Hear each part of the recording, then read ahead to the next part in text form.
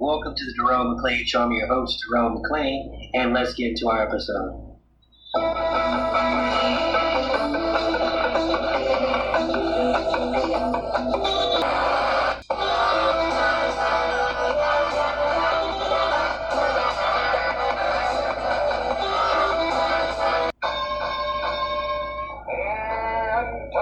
Intelligentsia, the endem of sarcasm, the nutty professor to your whack-ass marmalade.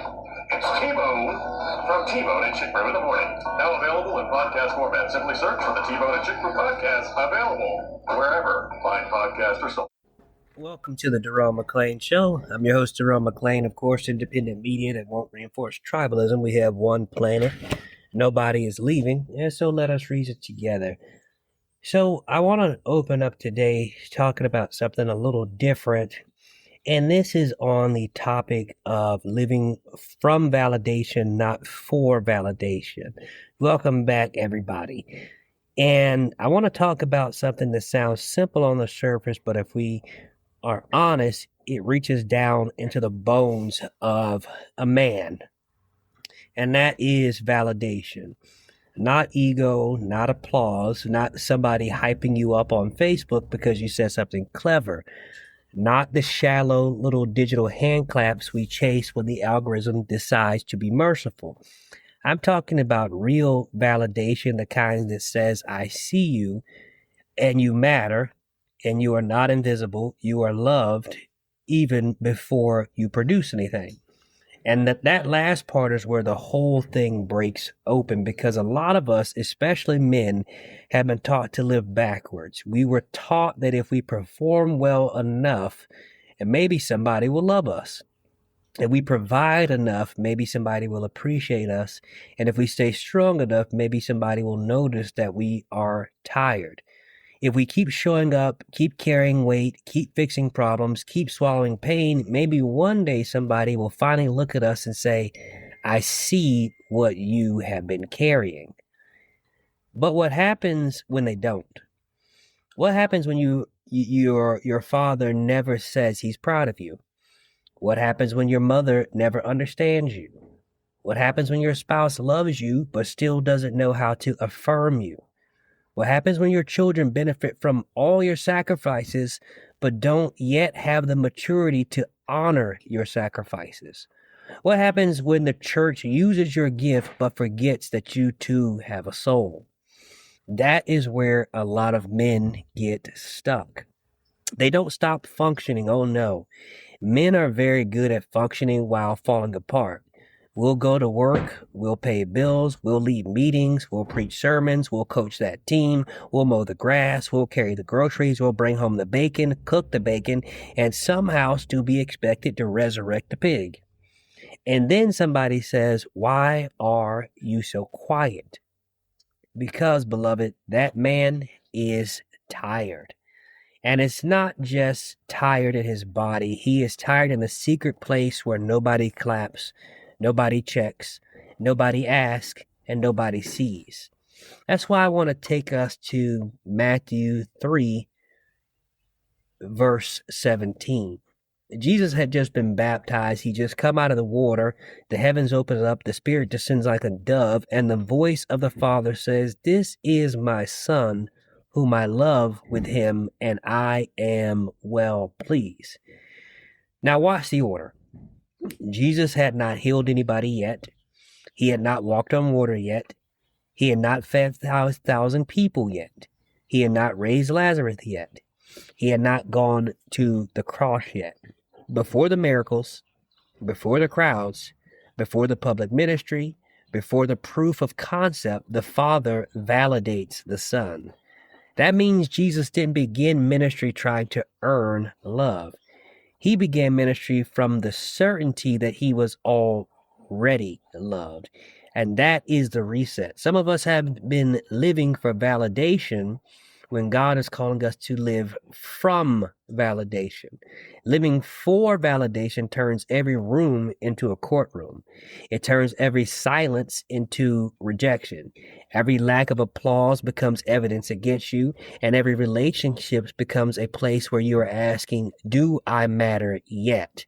Have I done enough yet? Am I worthy now? But living from validation means the Father's voice is louder than words and the world's silence. It means you can receive encouragement without becoming addicted to it. It means you can ask for what I need without making another human being responsible for your entire identity. And hear me clearly, needing encouragement does not make you weak. You are not a robot. You deserve to feel. You can be a man, you can be a man of God, and still need somebody to say, I am proud of you. You can be a husband and still need tenderness. You can be a father and still need affirmation.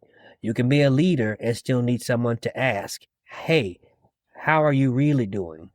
But people cannot become your God, because sometimes you put the weight of validation on people who do not know how to give it. Not always because they hate us, sometimes because nobody ever gave it to them, and they cannot pour from an empty cup. They cannot speak a language they were never taught. So the question becomes, can you forgive people who did not give you what you needed? Not because it did not hurt, not because it was okay, not because you're pretending. It did leave a mark. You don't have to pretend like it didn't. But because you cannot spend your life making broken people pay a debt that they might not have the emotional currency to repay, you have to forgive them. And then we're going to jump to Jude 24, because that's when this comes along and gives us the other side. Now unto him who is able to keep you from stumbling. Now that's good news for every man who has been mad at himself because he may keep stumbling. That text does not say, now unto you who are able to keep yourself. No, it says, now unto him who is able. So here's the message today. God validates you before you perform, and God keeps you when you stumble. That means your worth does not rise and fall on your last success or your last mistake. You are loved before you are useful. You are seen before you are successful. You are accepted before you are accomplished. You are kept even when you stumble. And today on the Darrell McClain Show, that's where we're going. We're going to talk about men, validation, shame, faith, performance, forgiveness, and what it means to stop begging broken rooms to confirm what heaven has already spoken to you. Because once God says, you are my son of whom I love, you don't have to spend the rest of your life auditioning for people who may not even know how to clap. Let's talk about it. Now, before we go any further, this is some of my thoughts from a men's ministry group I went to last night. So before we get there, I want to share this is not as a performance, but as a prayer, and not as something polished for applause, but something born out of an ache of trying to become whole in a world that keeps asking men to bleed quietly. So this is a poem that I wrote, a poem for men learning to live from validation. And so we were asked what were 5 things we bring to the table, and that's where this reflection started to come in. And so here's a poem that I created when I was thinking about 5 things I bring to the table. I bring patience to the table because love without patience turns into control wearing church clothes. I bring understanding to the table because every man you meet is carrying a wound he has learned to call discipline. I bring stability to the table because chaos is cheap, but faithfulness costs the whole soul. I bring freedom to the table because real love does not build a cage and call it commitment. I bring light and love to the table because that is the work that God has called me to do and keeps assigning me even when I feel tired. And when my mission is done, I leave without bitterness. No chains in my hand, no poison in my mouth, no courtroom in my chest, because I was there when I was supposed to be there. I loved while love was required of me. I served while service had my name on it. And when heaven whispered to me, Darrell, your work is complete, I will walk away clean, not unloved, not unseen, not unfinished, just free. Right back with more on the Darrell McClain Show. Stay with us. We'll be right back. Has anybody ever told you you were over opinionated? How about this one? You can talk about everything you like, but don't talk about religion. Don't talk about faith. Don't talk about politics. My name is Jerome McClain, host of Jerome McClain Show, and I want to introduce you to a show called Over Opinionated with my friend from Southwest Virginia, Josh Scott. Josh has always been told he has been over opinionated. He always tried to hold back these opinions, but he tried to back them up when he had to say something with facts and logic. Since he's grown up in many ways, he had to change a lot of his views and his opinions, as a lot of people should. He's not a millionaire from Fox News or CNN. He's just a hard-working, blue-collar type of guy. Give Josh Scott a shot at Over Opinionated with Josh Scott. You can find him on patreon.com/overopinionated at 679. You can also check him out on Twitter at NRV_guy79. Overopinionated with Josh Scott, where he is this soft-spoken guy telling you the truth. We talk about a lot of serious topics on this show. One very serious topic is women's health.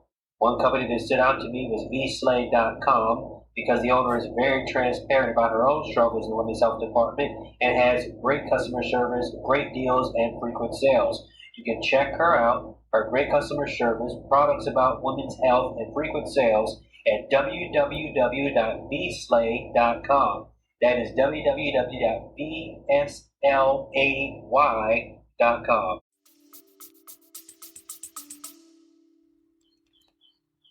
There exists no more perfect illustration of the American working class's capacity for self-immolation than the spectacle of coal miners sporting MAGA hats, while their union-busting overlords dismantle the very organizations that once prevented their grandfathers from dying of black lung at 40.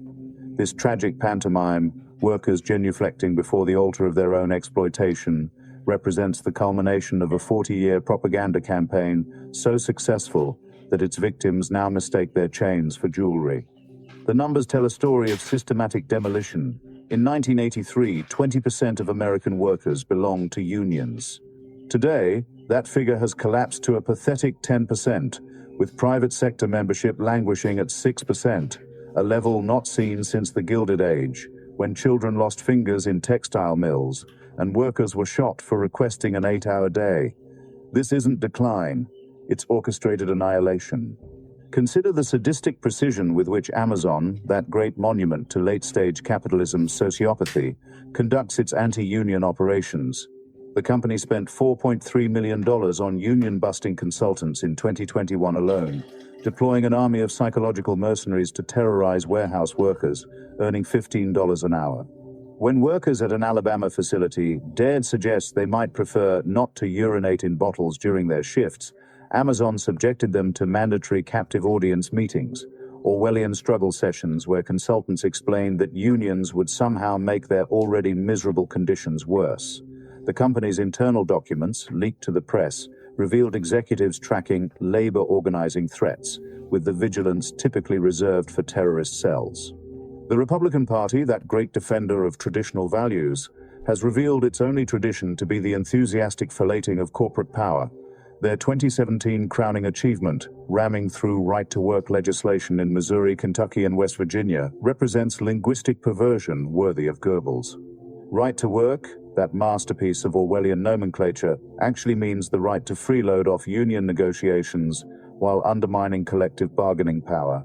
It's rather like calling starvation the right to diet. Scott Walker's Wisconsin Putsch of 2011 demonstrated the GOP's methodology with crystalline clarity. Under the pretense of fiscal responsibility, always the refuge of scoundrels attacking the working class, Walker eviscerated public sector unions, stripping them of collective bargaining rights while exempting police and firefighters who'd endorsed his campaign. The result? Wisconsin teachers saw their take-home pay drop by $6,500 annually, while Walker's corporate sponsors received $2.3 billion in tax cuts. The arithmetic of class warfare rarely presents itself with such naked transparency.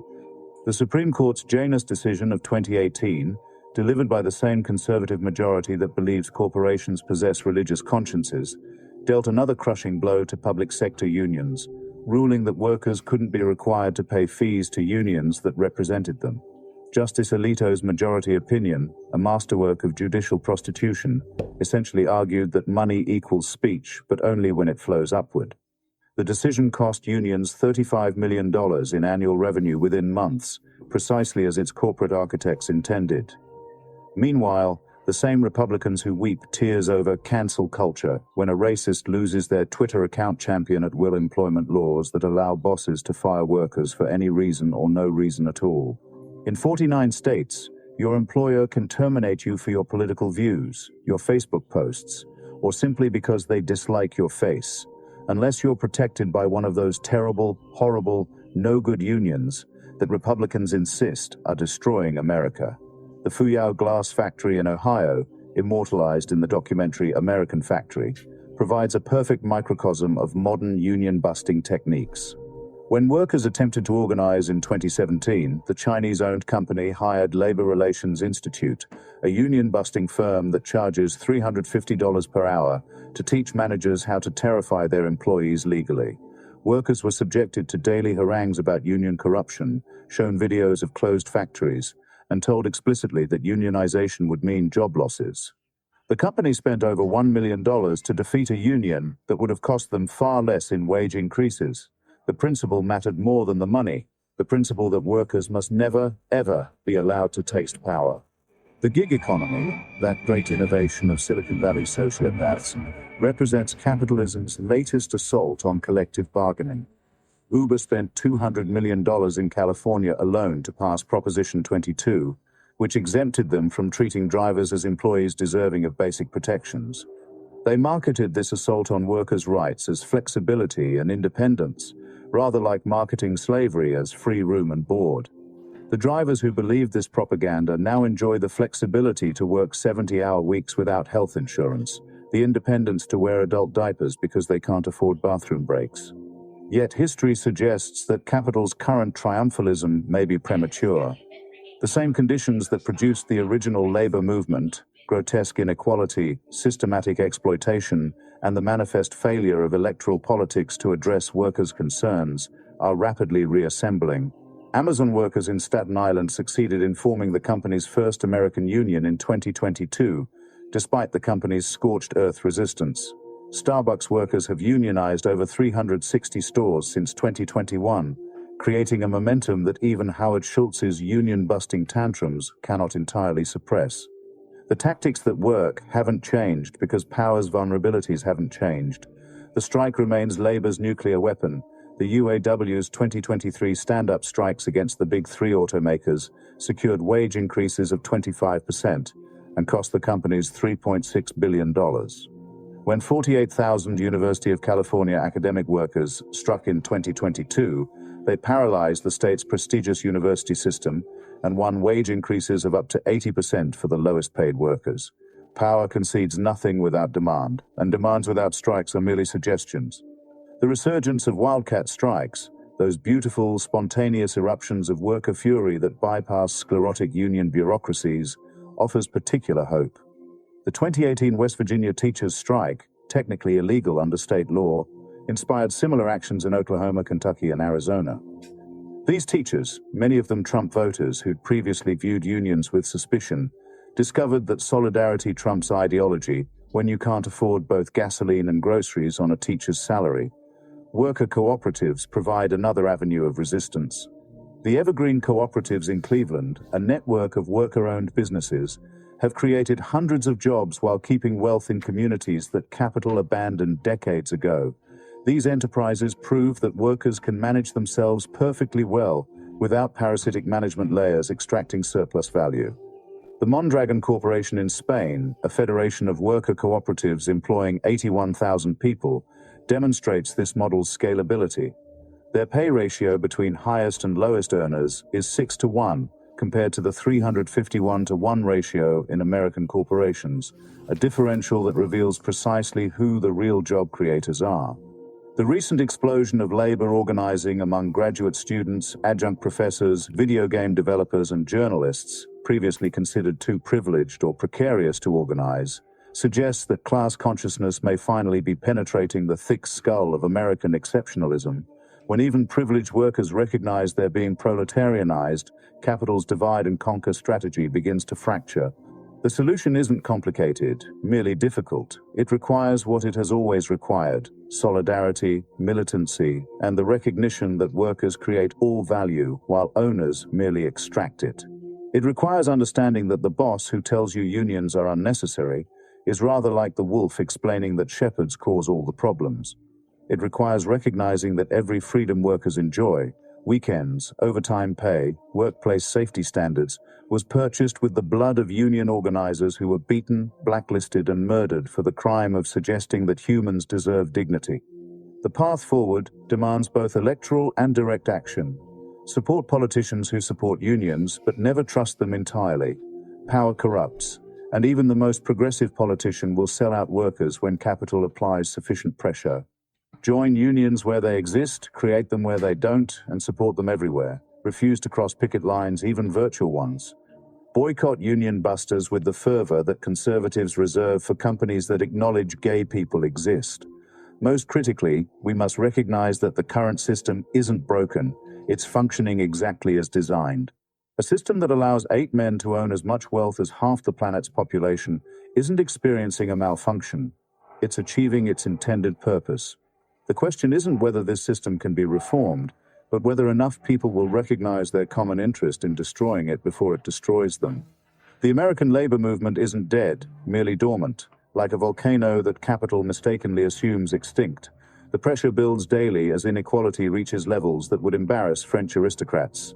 When it erupts, and history suggests it will, those who spent decades explaining why workers don't deserve living wages may discover that workers have surprisingly good memories and remarkably little patience for their former tormentors' sudden conversions to populism. The choice, as ever, is simple: solidarity or serfdom.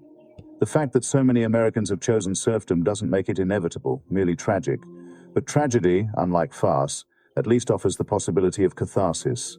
And catharsis, in this context, looks rather like a general strike. And really sobering look at the state of young men in this country right now. In his new book, Notes on Being a Man, podcaster and professor Scott Galloway paints a dire picture of men and boys struggling like never before. He also tackles the mixed signals from our modern culture about what masculinity should and should not be, with consequences that affect everybody. Scott, we're so glad to have you here. Thank you. This is an important conversation, Yes. and appreciate your courage in having it. But let's just go to the stats right now, because it's actually kind of shocking, and you lay it out at the top of the book. 16% of 18 to 24-year-olds live with their parents. Still 1 in 5 live with their parents at 30. You've got 15% of men saying they have no close friends. They're also 4 times more likely to take their own lives. Why has this particular cohort, young men, fallen so far so fast? Oh, I think it's a variety of things. Educational. The education system is somewhat biased against the boy. Think about the behaviors we encourage. Sit still, be a pleaser, raise your hand. You probably just described a girl. A boy is, on a behavioral adjusted basis, for the exact same behavior, twice as likely to be suspended as a girl, 5 times more likely if he's a black boy. 7 in 10 high school valedictorians are girls. You have essentially in college, it's going to be, you're going to have 2 to 1 female to male college graduates. So there's a bit of a bias. 50 years ago, when it was 40-60 female to male, we had Title IX, which was great, and women were still on their way up. Now it's flipped. It's more like 66-33 female to male graduation, but there's no discussion of male affirmative action. So we have an educational system bias against them. We have economic policies that have effectively taken money from young people and transferred it to people my age. People my age are 72% wealthier than they were 40 years ago. People under the age of 40 are 24% less wealthy. And something we don't like to acknowledge is that men become somewhat unattractive to the opposite sex and lack self-esteem and lose their role when they're not economically viable. 3/4 of women say economic viability is key to mate. It's only 1/4 of men who say that. So they have fewer educational opportunities. They have legislative policies and tax policies that have taken money out of them. They've also been a little bit pathologized. I talk about the fact that a man's desire to have a relationship and, quite frankly, to have sex, it's been pathologized. But that fire should and is usually used to be a better man. Dress better, be in shape. The secret weapon for attracting a mate, a kindness practice. But where does a man demonstrate excellence? They're not going to work. They're not going to school. 40% of bars and pubs have closed down since COVID. Where does he demonstrate excellence? And if you talk to women, and I'll wrap up here, who've been married longer than 40 years, they say they were not interested in him in the beginning, but they fell in love. I like the way he danced. He was kind to his parents. He was great at work. Where does a young man demonstrate excellence now in a world of remote work? You should share that stat we were just talking about the 45%, which I found staggering in the book, because I was one of those young men that spent the better part of my teenage years and 20 years trying to pick up women. And apparently that stopped as well.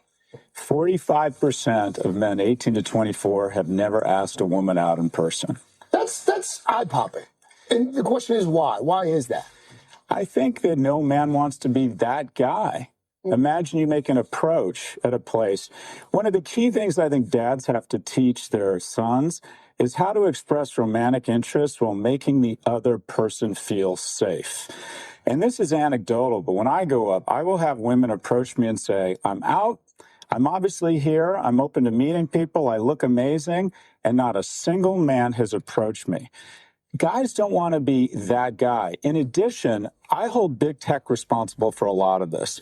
We have 40% of the S&P by market value who have connected to rage and divisiveness and sequestering people from their friends and family and mates. You call social media a rage machine, and these companies are reaping billions. They're just trying to go from billionaires to multi-billionaires. Well, why? It used to be the sex sells.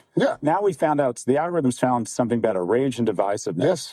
But they're trying to convince young men who have, quite frankly, less evolved prefrontal cortex, the gas on, gas off. But why go through the hassle of expressing friendship in the hierarchy of friends when you have Discord and Reddit? Why go through the hassle of putting on a tie, trying to navigate all of this when you think you can trade stocks or crypto on Coinbase or Robinhood? And why, Savannah, would you go through the humiliation, the effort, and the cost of approaching a strange woman when you have lifelike porn? Can I just say something, though, as a woman here, because there are a lot of women who are probably thinking, like, are you kidding me? We're trying to, haven't men had it their way all this time? I just want to say I'm the mother of a son, so I care very much about this issue. But also, you write in the book, this is not a zero-sum game. This is not, it's either women or it's men succeeding, that both tides can and should rise. Empathy is not a zero-sum game. Civil rights didn't hurt white people. Gay marriage didn't hurt heteronormative marriage. But you're absolutely right. This is, we have a series, let me be clear. The problem is with the why do we have a lack of empathy? Why is there an understandable gag reflex? 80% of the prosperity from 1945 in the world to 2000 was that the 5% of the population that were Americans. And then a third of those got all of the prosperity, specifically white heterosexual males. So the bottom line is I had unfair advantage. But should we hold a 19-year-old male responsible for my unfair advantage? So I have a debt. And the call out to young men to men my age is the following. We need to get more emotionally involved in a young man's life. The single point of failure for a young man when he comes off the tracks is when he loses a male role model through death, disease, or abandonment. He becomes more likely to be incarcerated than graduate from college the moment he loses a male role model, which is interesting because girls actually have similar outcomes. The net sum of all the research is while boys are physically stronger, they're emotionally and neurologically much weaker. Men my age have to step up. If we want better men, we have to be better men. Scott, really quickly, we're almost out of time. I do want to show another graphic. I found this very interesting in the book. You write about this crisis of, and we've talked about this, we write about the crisis of loneliness, just the inability of men to make friends. There's a staggering graphic in the book. I think we have it. There it is. Just Google searches on where to make friends, feel lonely, where to meet people. And you can see there just how much those searches have skyrocketed over the past few years. To what can we attribute that? Why is it so hard for men, quite frankly, men of any age, to just make friends, to just hang out? There's fewer third places. Men aren't going to church. They're not going into work. They're not connecting to school. So where do they go to meet friends? And then they're up against lifelike, the deepest pockets in the world that are essentially trying to sequester them from the rest of society. The only reason I graduated from college was, one, I got in. 76% admissions rate at UCLA when I applied. Now it's 9%. But also, and this is embarrassing to say, but one of the reasons I went on campus was not only to see my buddies, but the remote but possible chance I might meet someone and have a relationship. If I had lifelike synthetic porn on my phone and on my computer 24/7, I'm not sure I would have gone on campus as much. We are literally saying to young men, you don't have to have relationships. We are becoming less mammals. It's as if we are producing or evolving a new species of asocial, asexual males. For God's sakes, it's like we're planning our own extinction. We have to create economic incentives and get people out, especially men who need relationships more than women. There's this cartoon of a woman in her 30s. What a tragedy. She didn't find romantic love. Actually, the research shows men need relationships more than women. Widows are happier after their husband dies. Widowers are less happy. Women live 2 to 4 years longer in a relationship, men 4 to 7 years longer. If a man hasn't cohabitated with a woman by the time he's 30, there's a 1 in 3 chance he will be a substance abuser. Men need relationships. Relationships happen in person. In sum, get off your phone, get out, and touch grass. I mean, and all the people said amen. Scott Galloway, I said the book is courageous. It is. It's called Notes on Being a Man, but I think you've just demonstrated it's about everybody. It's about our culture. It's about humanity. It's a clarion call. I'm glad you're here to talk to us about it. Come back anytime. Thank you. Best book I've read this year. Thank you very much. Thank you so much. Our next guest has been sounding the alarm for years. The current crisis facing boys and men. Boys are less likely to graduate from high school and college than girls. 1 in 7 men report having no friends. And men account for 3 of every 4 deaths of despair in America. Best-selling author Scott Galloway says the lack of attention to these serious problems has created a vacuum filled by voices promoting misogyny and a toxic vision of masculinity. But Galloway insists there is hope, and his new book, entitled Notes on Being a Man, he offers practical and timely solutions on how to turn this crisis around. And Scott joins us now. He is a professor of marketing at the NYU Stern School of Business and co-host of the Raging Moderates podcast. And it's great to have you back on the show. So you have been talking about this for a year. What state are we in now in terms of where men and boys are at compared to women? Well, thanks for having me, and it's nice to meet you all. Look, the numbers are stark. 4 times more likely to kill themselves, 3 times more likely to be homeless or addicted. You know, we have a homeless and an addiction problem, but what we really have is a male homeless and a male addiction problem. And they're 12 times more likely to be incarcerated. And I think the good news is the dialogue's become more productive. I think we recognize that our country and women aren't going to continue to flourish as long as our men are flailing. And by the way, women are ascending, and it's wonderful. We should do nothing to get in the way of that. Twice as likely to be elected to parliament somewhere around the world. More women are seeking tertiary education. But at the same time, in the next 5 years, we're probably going to have 2 women graduate from college for every man. Only 1 out of 3 men are in a relationship under the age of 30, 2 and 3 women. And you think, well, that's mathematically impossible. It's because women are dating older because they want more economically and emotionally viable men. And if a man hasn't been in a relationship or cohabitated with someone by the time he's 30, there's a 1 in 3 chance he's going to be a substance abuser. And if you look just on a very meta level, the most violent and unstable places in the world have one thing in common. They have a disproportionate number of young men without opportunity, and we're producing way too many of them. Well, and Scott, we've been talking about political violence here an awful lot.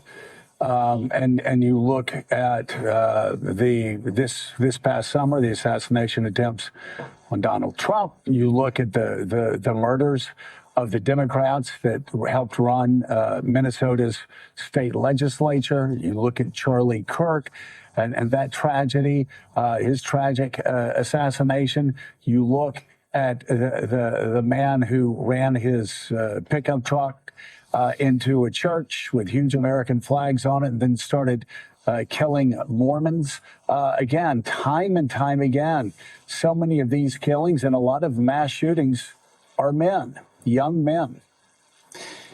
Jerry, you're exactly right. Unfortunately, there's a lack of leadership here. We spend all of our calories trying to blame the other side. We're interpreting fonts on a shell as opposed to having a real argument. 98.4% of mass shooters are men. And what do all these men have in common that we were talking about? They're actually less politically engaged than the people sitting around this table. They're men who aren't connecting to church. They're not connecting to their parents. They're not connecting to school. They're not connecting to work. They go online where they're facing a godlike, indomitable enemy. And that is 40% of the S&P by market cap now is connected to 2 things, trying to enrage us or sequester us from the rest of our family. Stay on your phone. Don't have friends. Don't find relationships. Don't talk to your parents. And then they go down rabbit holes. They're much more prone to conspiracy theory. They're much more prone to misogyny. And what do you know? There's a gun available for them everywhere. So if we want to have a real conversation around reducing violence, stop the nonsense of trying to blame each other based on our political affiliation. Right. And provide young people with more opportunity, hold big tech accountable, and make it less easy for someone who's having a mental episode to find a weapon of war. That's beautifully said, beautifully said. And I want to say, this is Scott Galloway. He does have a podcast himself. If you can check out a lot of the stuff that Professor Galloway has done on this issue, it is very helpful. I really think he has a finger on the pulse of a lot of the problems that are starting to manifest themselves, I should say, in America at the time. There is a book that was written. I want to say the book is called Days of Rage as well. And it explains what was going on in the 60s, 70s period when you have things like the Weather Underground. And I also think that book would be helpful in this moment to someone explain what is going on in the country, especially when it comes to political isolation, people not feeling like their voices are being heard, people feeling like they are being unloved, unwanted, subjected to random violence, that their communities are weak and feeble, that their leaders are not listening to them, that their voices are not being heard in their homes, in their places of worship, and among their political parties and politicians that they have elected and somewhat hoped in to make the situation better, and how that type of frustration comes out, especially in men, is in some of the worst ways possible. When it comes to the military aspect of this alone, and I will say this as a veteran, when you go look at the numbers, it is 22 a day. There are 22 suicides a day if in the veteran community. 22 every single day.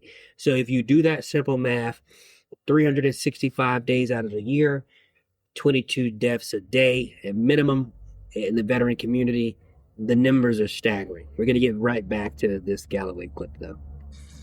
And Scott, you have blamed both sides. As far as don't blame one side or the other, you have found fault with the left. And I'll tell you what, belatedly, a lot of Democratic politicians have found fault with the left, not focusing on the problems of young men enough.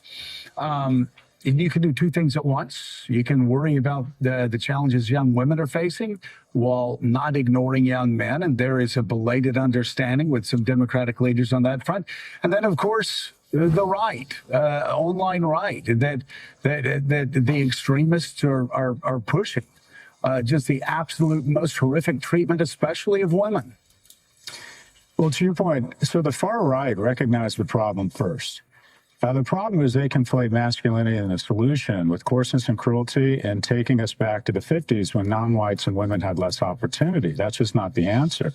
At the same time, the far left's answer is to say, well, you don't have problems, you are the problem, and that the answer is to act more like a woman. And quite frankly, that's just not helpful to a young man. So what we have is a situation where neither party is really addressing the issue. I went to the Democratic National Convention, and I saw a parade of special interest groups addressing the problems, the very real problems that special interest groups face.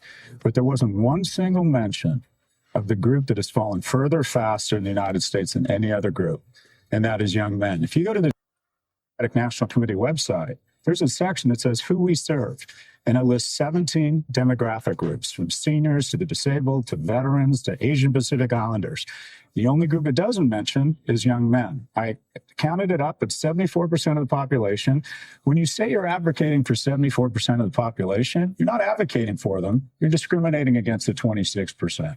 So let's have an honest conversation around who's really struggling in this nation and how we address the problem. And that's the good news. These are addressable, fixable problems with common sense solutions. So Scott, let's talk about that in small personal ways. I have two sons. One is 14, the other will turn 11 later this week. We are very tough on them about phones. They're not on it much, despite pressure from their friends. My oldest is often the one kid at the table without the phone, but we believe that it's good for him long term. Beyond something like that, what are some things you would tell me to tell parents of young men, teenagers, whatever, what should we be doing to set them up in a more healthy way? So if you were to reverse engineer to the single point of failure when a boy comes off the tracks, it's when he loses a male role model through death, divorce, abandonment. What's interesting is that girls in single-parent homes, of which we have the most in the world, actually have the same outcomes, same rates of college attendance, same rates of self-harm. The moment a boy loses a male role model, at that moment he becomes more likely to be incarcerated than graduate from college. It ends up that if you look at the studies, while boys are physically stronger, they're mentally and emotionally much weaker. I'll give you a very sad and upsetting statistic. 2 15-year-olds, both sexually molested, a boy and a girl. Neither is less or more heinous than the other. The boy is 10 times more likely to kill himself later in life. So the first thing is, and it sounds like you've already done this, you've already checked this box, is that we have to get men involved in a young man's life. There's just certain things a young man can listen to unless it's from a man. And even just saying that 5 years ago, that men need to be involved in a young man's life, was seen as triggering. I was raised by a single immigrant mother who died a secretary, lied in my life.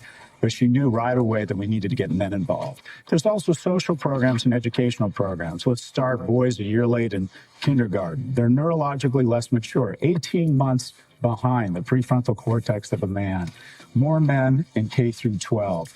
Let's take away the tax status of universities with more than $1 billion endowment that aren't growing the freshman class faster than population because they've decided they're no longer public servants. They're hedge funds offering classes, more vocational programming. Tax policies that stop taking money from young people and putting it in my pocket. People my age are 72% wealthier than they were 40 years ago. Young people are 24% less wealthy. And let's have an honest conversation. When young people, and especially young men, aren't economically viable, they have trouble finding a mate. And the most rewarding things in life are relationships, and we're making it increasingly difficult for young people to find relationships. Mandatory national service. Let's give young people the opportunity to meet other great Americans and fall in love. The lowest levels of young adult teen depression in the world, in the West, or in Israel, despite all the existential threats. Why? Because they're all serving in the army or in some sort of social service, meeting people from different ethnic groups, different income classes, different sexual orientations, and serving in the agency of something bigger than themselves and finding mentors, friends, and mates. There are absolutely things we can do to fix this problem. You know, Claire, let's talk about peer pressure and the environment that boys grow up in now compared to when you and I were younger. I can tell you, and I don't think it was just a Southern thing, if there was somebody that was rude to a young woman, friends would all turn on them and stare and go, "What are you doing? What are you doing? You don't treat a woman that way. You don't treat a girl that way." Like when we were in, middle school or high school. Just for the sake of who's speaking right now is my former congressman, Joe Scarborough, and he's talking to another former congresswoman. And I want to say congresswoman. She may have been a senator. I have to look that up, but her name is Claire McCaskill. Was that peer pressure? And I can tell you from everything I'm hearing now, that's not happening in high school. That's not happening in college. There is a sharper edged misogyny that's just not getting called out by peers, let alone teachers. Yeah, and online is, a big basket here in so many ways, the things Scott's talking about. It's not just the phones. It's also the social media sites that have a tendency to be just cruel in ways that, frankly, it's much harder to be when it's person to person. 12 of my 16 grandchildren are boys. I don't know why God didn't want me to buy a lot of pink, but I've got young boys everywhere in my life. And one of the things I wanted to ask you about, Scott, I see that going back to the workplace, for example, I look at my formative years as an adult, and my workplace connections were huge in my development in terms of how I was going to live my life as an adult. Having that camaraderie, having that collegiality of people that had similar issues every day at the workplace. So once again, online. My college years, where I had to get along with folks that were from a much different background than I was. We were all together. We weren't online. I see my grandchildren, the boys, particularly finding that kind of connection through sports. Because they have a team thing and they're getting to know other boys and they're making friends there.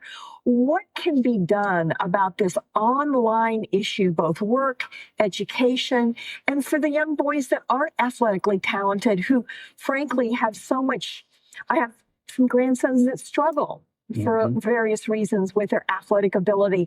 And they feel, I believe, like somehow they are less than the grandsons who are excelling in sports. That's a beautiful question. How do we get at that at a younger age for these boys? That was a beautiful question. To high school sports.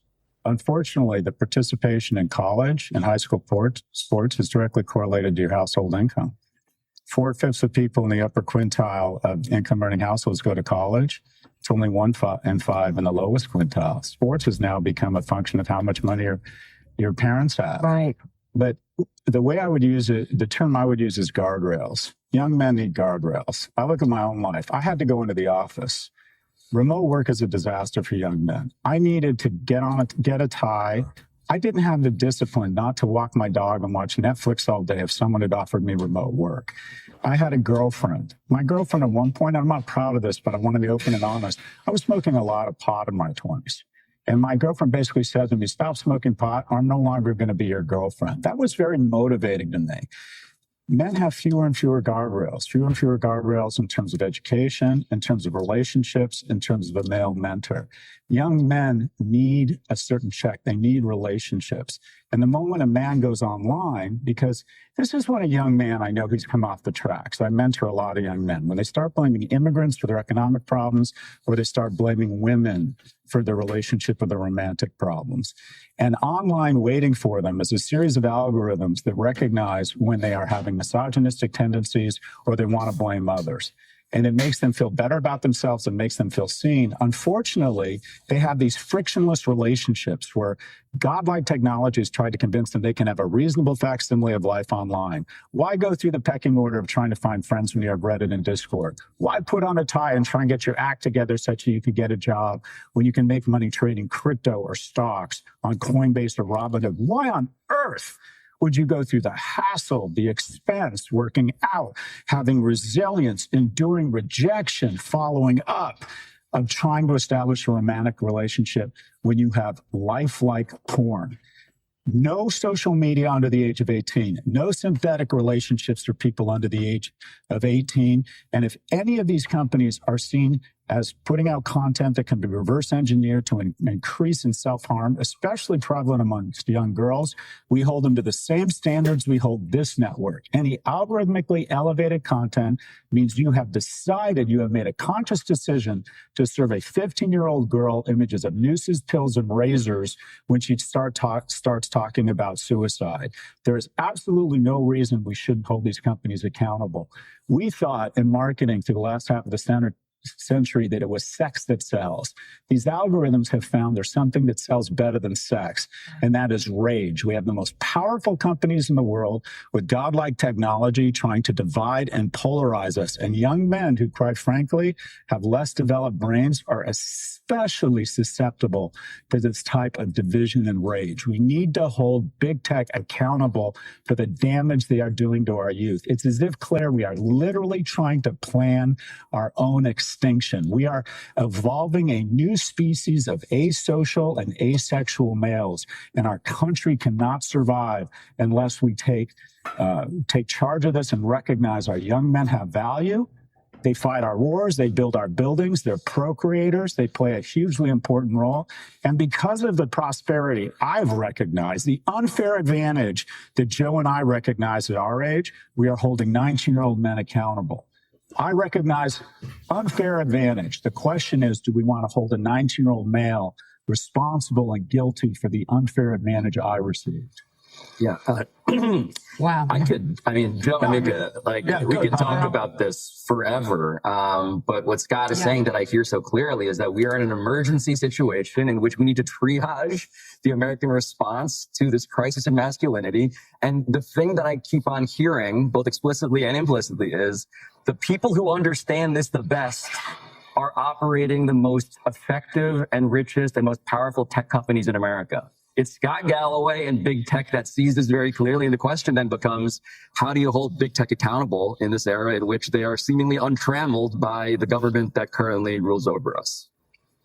They live by their own rules. We always talk about Section 230. They're able to do things that no network's able to do, no newspaper's able to do, nobody's able to do.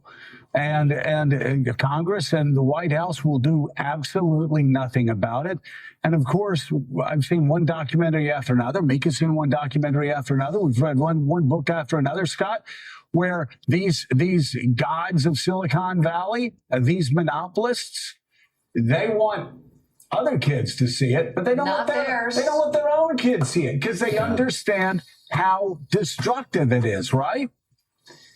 Look, the number of high schoolers that spend time with their classmates has been cut in half. So to your point, you're absolutely right. We're up against an indomitable foe. Basically, essentially, our economy now is a giant bet on AI, big tech. And their big bet is they can keep you on your phone sequestered from your key relationships. But these are absolutely things we can solve. And just to call out Joe and I, we have a debt. Yeah, we recognize a disproportionate amount of advantage. We have a debt. And that debt is paid back in one of two ways. On a very emotional, personal level, we have an obligation to get involved in young men's lives. The ultimate expression of masculinity is to get involved in the life and take an irrational interest in the well-being of a child that is not biologically yours. There are 3 times as many women applying to be big sisters in New York as there are men applying to be big brothers. If we want better men, we need to be better men. And the group that pisses me off the most are the most fortunate in the world, and that is tech bros, who are under the impression that it was all their character and their grit And not a lot of their success is not their fault. We have a debt to get back involved in young men's lives, both emotionally and socially and fiscally, and start restoring more economic opportunity to young men, programs that lift them up, vocational programming. One of the things I think would help young men the most is universal child care. 75% of women say economic viability is important in a mate, only 25% of women. Beyonce could work at McDonald's and marry Jay-Z. The opposite is not true. And we don't even like to talk about it, but it's true. And economic viability is not only a function of how much money you make, but your ability to afford to form a household. And let's give a shout out to young conservative men who say their number one ambition is to have a family and young kids. How do we help them do that? Through universal child care, which puts less financial strain on the home, and you can have 2 income homes. Financial stress is the number one reason for relationships fraying and breaking up. And the most susceptible a young man is to is to suicide, is in the 1 year after he loses his primary relationship. He splits up from his wife and he loses his relationship with his kids. Joe, you and I and every other man my age that has recognized this kind of prosperity, we have a debt. We need to get back involved in young men's lives, and we need to advocate for them. Well, and Scott, you're so right. And that is the thing that drives me crazy about these billionaires, these tech bros who are running around saying, woe is me. Just look and say, oh my God, everything is stacked against us. Oh, everybody. I understand every single day. I was at an event a couple of months ago where somebody said, are you scared? Well, no, I'm not scared. I'm good. Are you worried about what's going on? Are you afraid this, that, or the other? I said, no, I'm not. And then I followed by saying, but then again, I'm a 6'4" white guy who was born in the middle class in middle America at the height of the American century. And I think anything's possible. Why would I be worried about anything right now? I have a responsibility, though, to make sure that other people feel that way, or other people get the opportunities that I got. There is no resentment. I mean, how can there be resentment from the tech bros? And you're exactly right. We have a responsibility. We were given advantages. Even coming from a middle-class family where my father was laid off from Lockheed when he was 40 years old. We drove around the South for a couple of years. You know, he was looking for a job, but he got that job. We landed on our feet. We were just fine. And again, you're exactly right, because we grew up in a place where we knew tomorrow was always going to be better. Young men today, Scott, they're not feeling that way, are they? Well, just to go on a more broader level, because this impacts women too. I got assisted lunch growing up. When my mom got laid off, we had unemployment. My mom was able to terminate a pregnancy and when I was 17 and she was 47. Had she not had access to that, there's no way I could have gone to UCLA.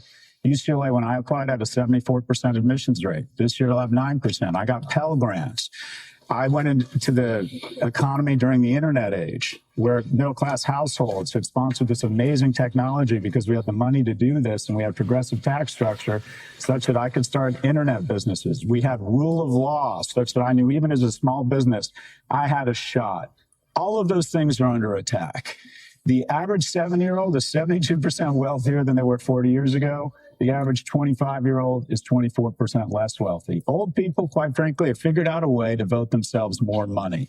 And the most obnoxious thing in the world is these tech bros who recognize if you go to the Canadian border, there's no more unicorns or multi-trillion-dollar companies. If you go to the Mexican border, there's no trillion-dollar companies, and yet want to shitpost America. Excuse me for saying that on Morning Joe. They don't move to protection. Mm-hmm. And that is the key. I talk about 3 stools of masculinity. First, you're going to be a provider. You need to be economically viable as a man. And sometimes that means getting out of the way of your partner and being more supportive when they're better at that money thing. You need an immediate move to protection. That's what it means to be a man, right? Men break up fights at bars, they don't start them. You hear somebody be critical of someone behind their back, you move to protection. You don't have to agree with the trans community, but if you see them being demonized, you immediately move to protection. And the most disappointing thing about the people who are supposed to be our masculine role models right now, whether it's our president or the wealthiest man in the world, is their default operating system isn't to move to protection. That's what men do. They protect. And then finally, and this is more controversial, procreation. I think we need to stop pathologizing a man's desire to have a relationship or, quite frankly, to have sex. Because that fire, that desire, if channeled correctly, can be very positive. A better dresser, be in shape, have a plan, demonstrate the ultimate secret weapon in mating, a kindness practice. All of these things can translate into making you a better man. Let's stop pathologizing men because they want to have relationships. But masculinity can serve as a great code. We just need to update it and make it more aspirational. What is not masculine? Being sued by two women concurrently for sole custody of your child because you have not seen your child. Taking away financial aid from HIV positive mothers, stopping food payments. There could be nothing less masculine. Our job is to provide, our job is to protect, and our job is to make wonderful families through that desire to have procreation. The new book, Notes on Being a Man, is out tomorrow. Professor of Marketing at the NYU Stern School of Business, Scott Galloway, thank you very much. Congratulations on the book, and we look forward to talking much more about this in the future. Thank you, Scott. I don't know what to do. I don't know what to do. You can act like a man! What's the matter with you? Is this how you turn down a Hollywood Pinocchio that cries like a woman? What can I do? What can I do? What is it?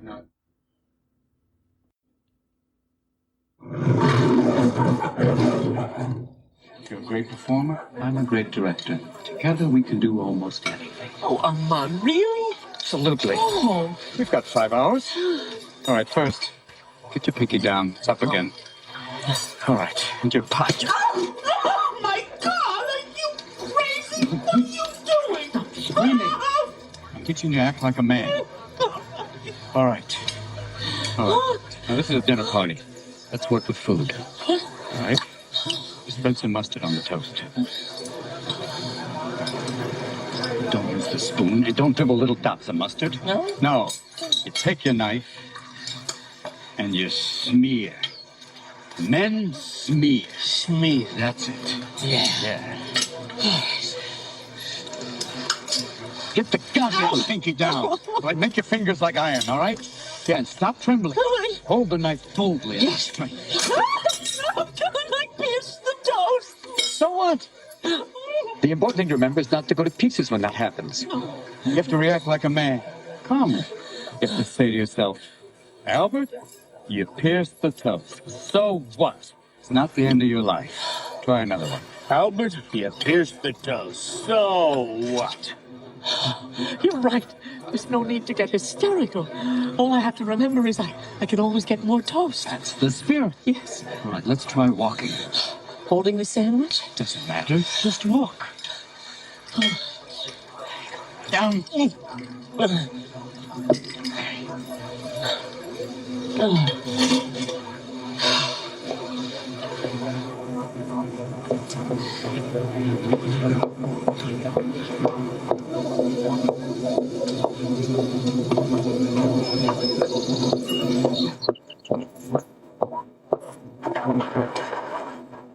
Too squishy? Let me give you an image. It's a cliche, but it's an image. John Wayne. Oh, God. Couldn't we start with someone easier? Come on, you're a big fan. He's got a very distinctive walk. Very easy to imitate. And if anyone was a man. All right, now try it. Just get off your horse and head into the saloon. Nice touch.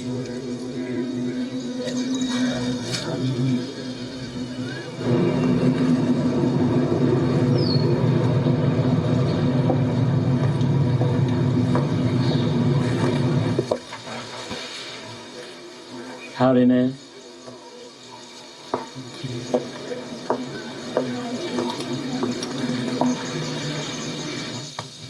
No good? Actually, it's perfect. I just never realized John Wayne walked like that.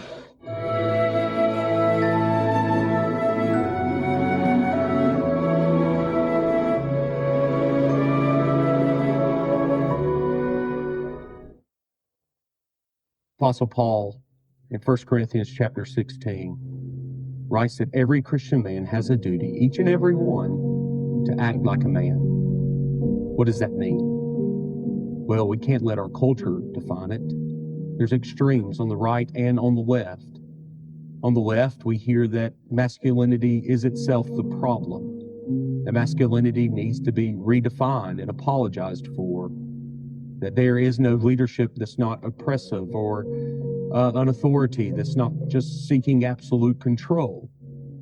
But on the other side, there's a loud voice, a reactionary voice that tells us that masculinity is all about volume instead of virtue, or anger instead of courage, and that Christ-like humility ought to be dismissed as weakness.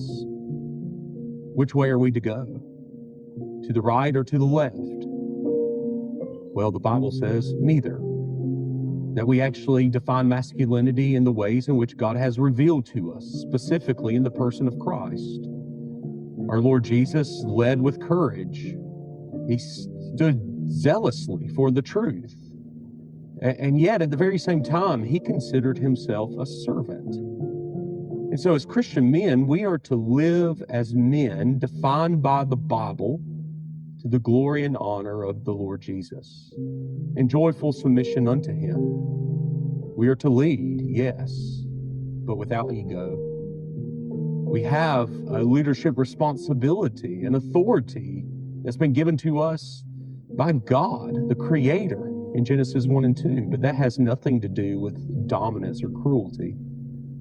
You see, the Bible presents a masculinity that is strength under control, courage without cruelty, and leadership without ego.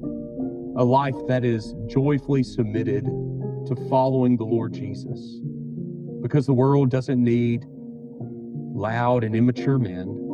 The world doesn't need soft and passive men. It needs godly and biblical men. And so if you're ready to reject the distortions of our culture against masculinity, godly, biblical masculinity, take up this book and read it, and let these principles and these truths impact the way in which you lead in all the different spheres of your life.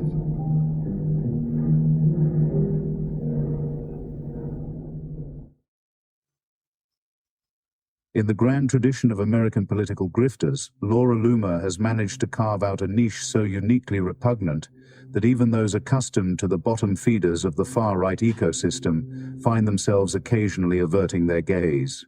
Here is a woman who has been expelled from more platforms than a drunk at a country club, who has made herself unwelcome at ride-sharing apps, payment processors, and virtually every corner of the internet designed to facilitate human commerce and communication, and who has somehow parlayed this comprehensive rejection into proximity to the most powerful office on earth.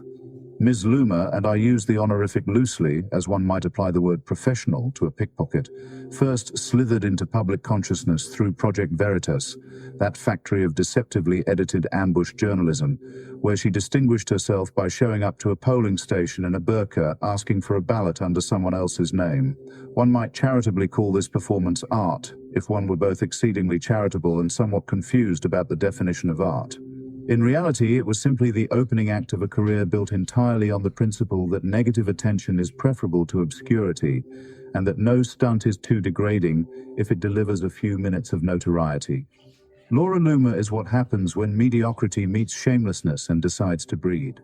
What followed was a parade of increasingly desperate theatrics, interrupting a Shakespeare-in-the-Park production of Julius Caesar, trespassing on Nancy Pelosi's lawn with men she recruited from a Home Depot parking lot, handcuffing herself to the doors of Twitter's headquarters while wearing a yellow Star of David, this last gesture being particularly offensive, given that she was comparing her suspension from a social media platform to the systematic extermination of 6 million Jews. Kyle Kashuv, a conservative Parkland survivor, observed that the stunt was crazy enough without wearing a star that my grandparents who got burned alive were forced to wear. After the Christchurch massacre, in which 51 Muslims were murdered at prayer by a white supremacist, she posted, complete with clapping emojis, that she didn't care about the dead. "Nobody cares about Christchurch," she wrote, establishing new frontiers in the geography of moral bankruptcy. After the New York terrorist attack in 2017, she launched into a day-long tirade demanding a ride-sharing service that would refuse to employ Muslims. Uber and Lyft, to their credit, promptly banned her. This is a woman so toxic that corporations whose entire business model depends on mass adoption decided she was not worth the headache. She then complained, without apparent irony, that she could no longer order a sandwich, having also been banned from various food delivery applications. One imagines the sandwich breathed a sigh of relief.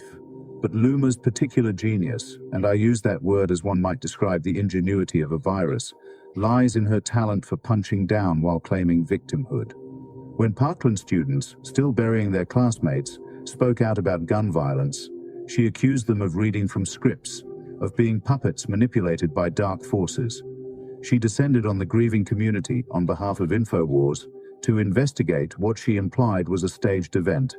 Fred Guttenberg, whose 14-year-old daughter Jaime was murdered in that classroom, later wrote that Luma's lies don't just tarnish the legacy of school shooting victims, they put victims' families and survivors in harm's way. Survivors received death threats and harassment because of falsehoods she helped spread. She has the moral compass of a weather vane in a hurricane. The conspiracy theories are endless and exhausting. The Parkland shooting was staged, the Santa Fe shooting employed crisis actors, the Las Vegas shooter was secretly affiliated with ISIS, the 2022 Buffalo massacre was a Democratic hoax designed to start a race war, the 2025 Minnesota legislative shootings were orchestrated by Governor Walz's goons. And then there is the matter of September 11th. Luma shared a video claiming the attacks were an inside job, a theory so comprehensively debunked, so insulting to the nearly 3,000 dead, that even the fever swamps of the American right tend to avoid it these days. Yet there she was in 2024, accompanying Donald Trump to memorial services commemorating the anniversary, standing on sacred ground while apparently believing the whole thing was a government operation. That proximity to Trump, first as a frequent presence on his plane and at his events, then as an informal advisor to his second administration, represents perhaps the most damning indictment of our political moment. Here is a man who once attempted to hire her for his campaign, only to be talked out of it by advisors who recognized a liability when they saw one. Senior Republicans, including Lindsey Graham and even Marjorie Taylor Greene, a woman herself so adjacent to conspiracy thinking that she once blamed California wildfires on Jewish space lasers, have publicly denounced Luma as extremely racist, mentally unstable, and a documented liar. When you have lost Marjorie Taylor Greene on grounds of extremism, you have truly wandered into unmapped territory. She is the political equivalent of a persistent infection, incurable, irritating, and capable of causing real damage if left untreated. Trump kept her around because Trump recognizes in Luma a kindred spirit, someone for whom loyalty is the supreme virtue and truth is merely an inconvenience. She has used her influence to orchestrate what ABC News counts as the removal of at least 15 administration officials across 6 federal agencies, not for incompetence or corruption, but for insufficient fealty to the leader. She operates a tip line inviting denunciations of suspected disloyalists, a practice that carries disturbing echoes of darker chapters in other nations' histories. Personnel is policy, Pentagon spokesman Sean Parnell said approvingly, and Laura has taken that motto to heart. The Curry incident deserves special mention. When Kamala Harris secured the Democratic nomination, Luma posted that if Harris won, the White House will smell like curry, and White House speeches will be facilitated via a call center. This was racism so uncut, so proudly displayed, that it prompted something rare in Republican circles, actual pushback. The Georgia chapter of the American Hindu Coalition issued a statement condemning her remarks. Trump allies worried about losing Indian American votes in swing states. Luma's response to accusations of racism was to note, with all the rhetorical sophistication of a child caught with chocolate on their face, that Harris herself had been filmed cooking with curry. Case closed, apparently. She is proof that in modern American politics there is no basement beneath which one cannot tunnel. Bill Maher suggested on his program that Loomer might be sleeping with Trump, a joke one might add, that Loomer found sufficiently actionable to warrant a $150 million defamation lawsuit. In her deposition, she complained of being smeared as a whore and as a groupie and as a bimbo.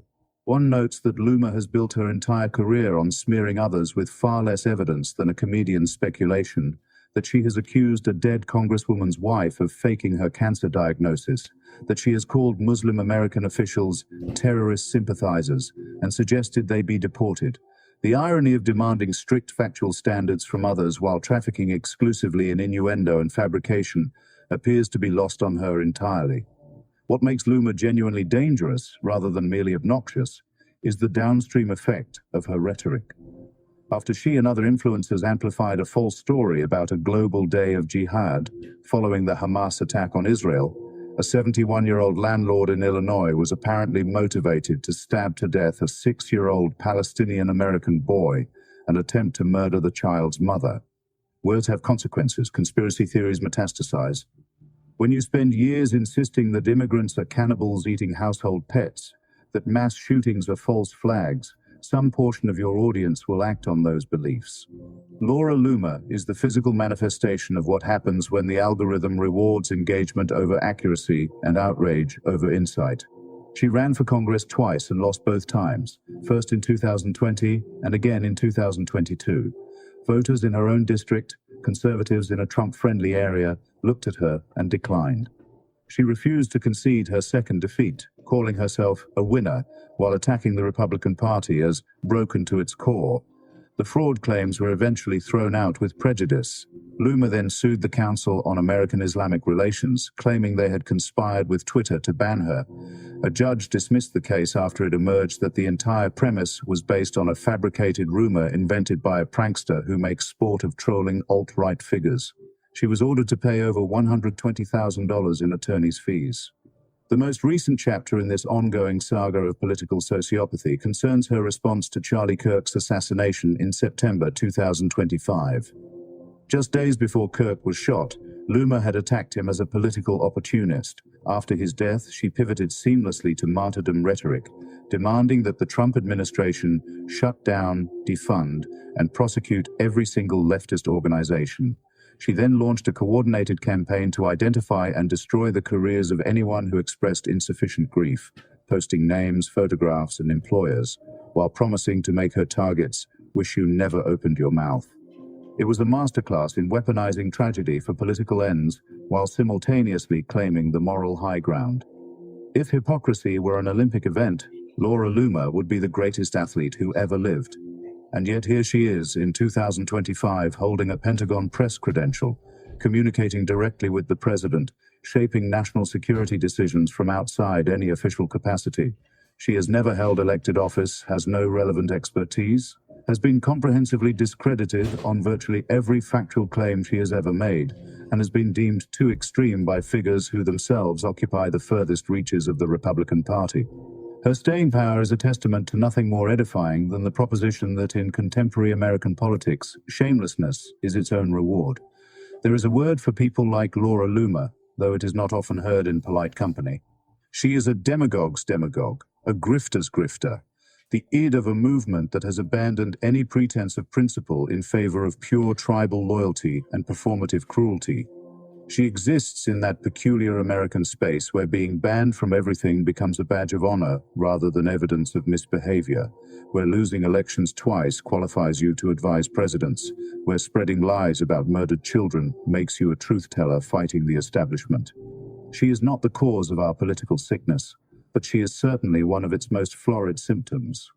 The charitable interpretation is that Loomer is simply mentally unwell, a person whose pathological need for attention has led her down increasingly dark corridors. The less charitable interpretation is that she knows exactly what she is doing, that the racism and conspiracy theories and shameless self-promotion are all calculated moves in a game she is winning by any metric that matters to her. Either way, the result is the same, a figure who has caused real harm to real people while failing upward with a consistency that would be impressive if it were not so depressing. In the end, Laura Loomer is less a person than a phenomenon. the logical endpoint of a media ecosystem that rewards provocation over substance, of a political movement that has made loyalty to one man the only test of virtue, of a country that has lost the ability to distinguish between celebrity and achievement. She is what happens when there are no consequences for bad behavior, when platforms ban you only to have billionaires restore your access, when the President of the United States calls you a free spirit rather than what you are. And what she is, stripped of the noise and the stunts and the endless grievance, is simply this: a profoundly unserious person who has been taken seriously by people who should know better, wielding influence she has not earned on matters she does not understand, in service of a movement that has no purpose beyond its own perpetuation. She is, in other words, the perfect avatar for this particular moment in American history, a country so drunk on its own decline that it mistakes the vultures for the eagles. Thank you for listening to today's episode. Of course, if you want to support the show, you can do so by going to www.patreon.com and getting a membership for as little as $3 a month. Again, that's www.patreon.com/The Jerome McClain Show.